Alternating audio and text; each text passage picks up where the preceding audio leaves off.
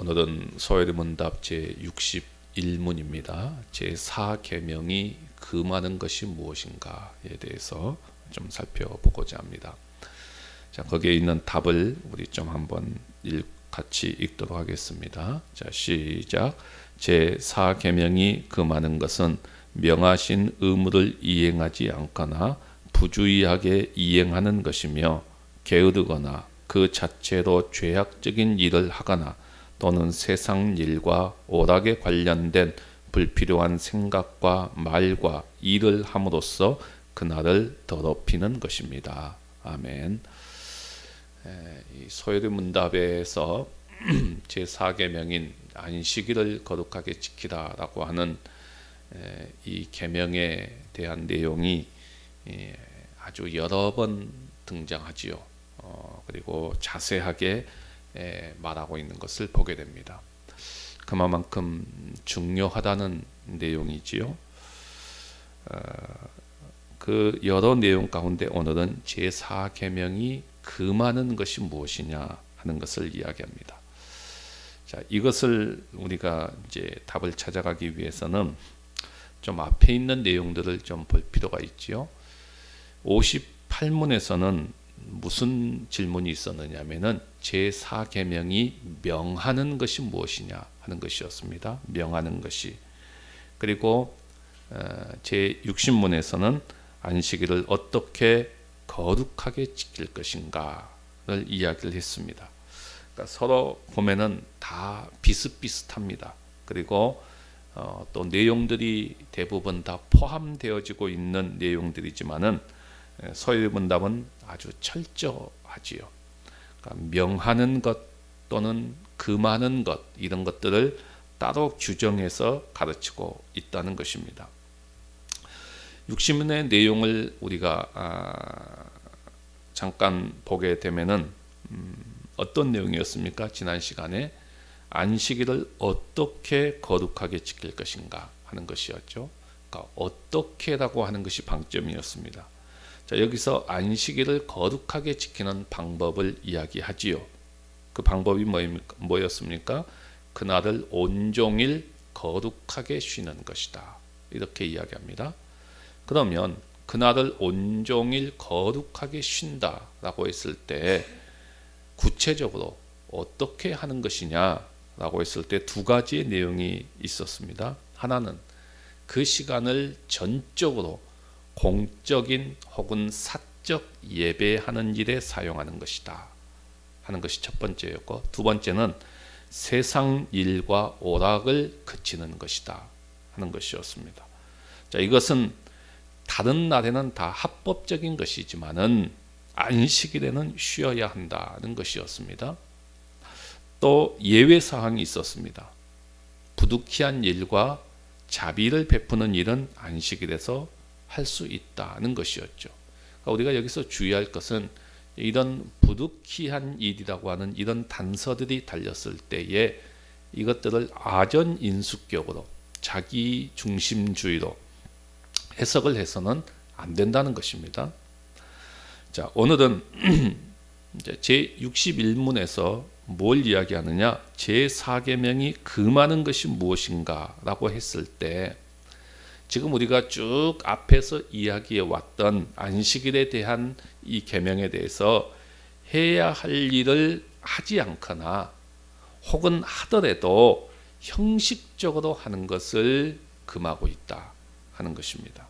그러니까 하나님의 계명은 어떤 것은 우리에게 하라고 말하고 또 어떤 것은 하지 말라고 이야기하지요. 이와 같이 계명은 하라는 것과 하지 말라는 것이 다 포함되어 있습니다.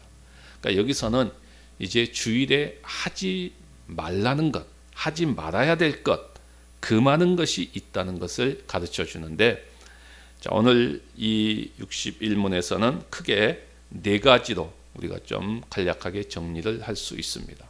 첫 번째는 뭡니까? 명하신 의무를 이행하는데 소홀하거나 부주의해서는 안 된다. 이렇게 이야기합니다. 자, 여기서 명하신 의무가 나오는데 명하신 의무라고 하는 것이 뭐죠? 이것은 앞에서 이야기했던 58문으로 가면 그 내용이 나옵니다. 58문은 제4계명이 명하는 것이 무엇이냐라고 말했습니다. 여기에 대해서 하나님이 정하신 날을 하루 종일 거룩하게 지키는 것이다. 이것이 명하신 의무입니다. 근데 이 명하신 의무에 대해서 우리가 이것을 소홀히 하거나 부주의하게 해서는 안 된다는 이야기지요. 그러니까 결국 무슨 말이죠? 안식일을 거룩하게 지키는 데 있어서 절대로 소홀하게 지킨다거나 부주의한 자세를 가지고 지켜서는 안 된다는 말씀이지요. 그러면 소홀히 여긴다고 하는 말은 무슨 말일까요? 대수롭지 않게 생각하는 것입니다. 대면대면하게 생각하는 것이죠. 그러니까 주의를 소홀히 여기는 사람들이 있지요. 주의를 지키는 것을 대수롭지 않게 여기는 사람들이 있습니다. 이걸 금하는 것이죠. 그렇게 하지 말라는 것입니다. 무슨 일이 있으면 주일은 뒷전으로 밀려납니다. 이런 것들이 다 소홀히 지키는 것입니다. 하나님은 이것을 금하고 있습니다. 또한 부주의하라는 말은 무슨 말이죠? 조심스럽게 여기지 않는 것입니다. 어떤 경우일까요? 주일의 정신을 알지 못하고 지낼 때 우리는 부주의하게 보낼 수 있습니다. 이런 것들을 다 금하고 있습니다. 그 다음에 두 번째로는 어떻게 이야기합니까? 게으름으로 그날을 더럽혀서는 안 된다 라고 이야기합니다. 게으름으로 그날을 더럽혀서는 안 된다. 게으름이 뭐죠? 행동이 느리고 움직이기를 싫어하는 태도, 이것을 게으름이라고 말하지요. 자, 성경에서 게으름은 열정이 없는 것을 말하기도 합니다. 그리고 게으름은 죄악입니다. 단순하지 않는 죄악이죠. 게으름은 습관입니다. 아주 나쁜 습관이지요. 우리를 파멸시키는 습관입니다.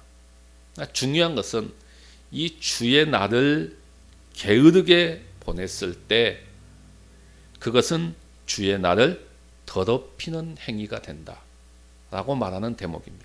이 점을 주의해야 됩니다. 그래서 우리의 신앙의 선배들은 초대교회와 중세기를 거치는 동안 7가지 큰 죄악을 이야기했는데 그 중에 하나가 게으름이 포함이 되어집니다. 신학자 토마스 아퀴나스는 게으름을 이렇게 정의했습니다. 무슨 일을 하고자 하는 에너지가 거의 고갈되거나 잃어버리는 상태가 게으름이다. 그러니까 아무것도 하고 싶지 않는 것이죠.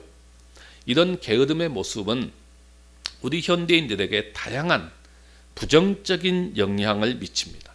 낙담한다거나 절망한다거나 권태에 빠진다거나 고독에 빠진다거나 우울한 모습에 빠져 있는 이런 사람들의 저변 속에 깊이 자리 잡고 있는 것이 바로 게으름이 자리 잡고 있습니다. 공통적으로 게으름이 자리 잡고 있는 것이죠. 그래서 게으름은 자기 자신을 파멸로 이끌어 가기도 하지요. 자, 구약 성경에서 대표적인 경우를 찾아본다면 다윗을 이야기할 수 있을 것입니다. 다윗이 밧세바를 범할 때 그때의 다윗의 모습은 어떤 상태에 있었습니까? 게으름의 상태에 있었습니다. 게으름의 상태에 늦게까지 늦잠 자고 그리고 나서 이런 범죄를 하게 됐지요. 그러니까 이것이 바로 자기 자신을 파멸로 이끌어가게 되지요. 신약 성경에서 대표적인 모습을 하나 찾아본다면 한 달란트 받은 사람을 이야기할 수 있습니다. 악하고 게으른 종아라고 이야기하죠. 그의 인생이 결국은 무익한 인생이 되어져 버렸고 바깥 어두운 곳에 쫓겨나고 파멸을 당하는 인생으로 끝나버렸습니다. 그러니까 우리가 주의 날을 이렇게 게으름으로 지킨다고 하면은, 게으름으로 보낸다고 하면은 그 날을 더럽히는 행위가 된다 하는 것을 우리가 분명히 아셔야 합니다. 세 번째는 죄악적인 일을 행해서는 안 된다라고 이야기합니다. 당연한 이야기죠. 이 날은 주의 날입니다. 주의 날은 거룩하게 지키는 날이죠. 그런데 죄악적인 일을 한다 하는 것은 있을 수 없는 일이죠. 물론 이것은 꼭 안식일만의 문제는 아닙니다. 그렇기 때문에 이 부분은 더 이상 말할 필요가 없겠지요. 마지막 네 번째는 뭡니까? 불필요한 생각, 말, 행동을 해서는 안 된다. 불필요한 생각, 불필요한 말, 불필요한 행동을 해서는 안 된다. 무엇과 관련해서요? 세상 일과 오락과 관련된 일에 대해서입니다. 자, 이것은 무슨 의미죠? 주일에 우리의 관심이 어디에 있는가 하는 것을 말해줍니다. 어떤 사람들은 예배는 대충 드리고 나서 그 이후에 모든 대화들의 주제가 세상적인 내용으로 가득 찹니다. 그 주간에 TV를 보고 있었던 일들, 또 그 주간에 있었던 어떤 스포츠, 오락, 예능과 관련된 이런 이야기들, 이런 내용들로 가득 찬 말들을 하게 됐지요. 또 어떤 사람들은 예배 이후에 해야 될 어떤 일들에 대해 관심을 갖고 있고, 어떤